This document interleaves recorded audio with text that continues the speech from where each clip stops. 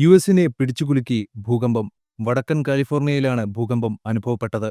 Oregon അതിർത്തിക്കടുത്തുള്ള തീരദേശമായ ഹാംബോട്ട് കൗണ്ടിയിലെ ചെറിയ നഗരം ഫെർഡൈലിന്റെ പടിഞ്ഞാറ് ഭാഗത്തായിരുന്നു ഭൂകമ്പം രേഖപ്പെടുത്തിയത്.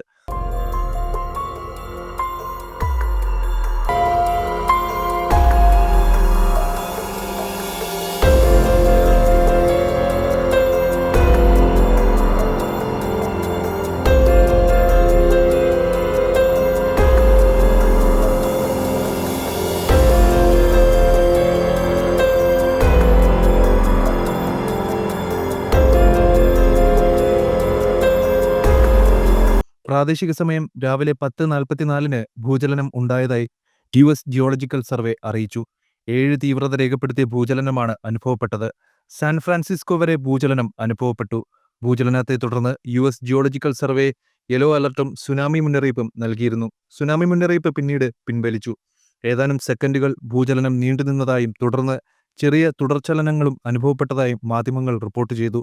ഭൂകമ്പത്തിൽ ആൾനാശമുണ്ടായതായി റിപ്പോർട്ടില്ല. സാൻ ഫ്രാൻസിസ്കോയ്ക്കും ഓക്ലൻഡിനും ഇടയിലുള്ള ജലാന്തർഭാഗത്തുകൂടിയുള്ള തുരങ്കത്തിലൂടെ എല്ലാ ദിശകളിലേക്കുമുള്ള ഗതാഗതം നിർത്തിവെച്ചു.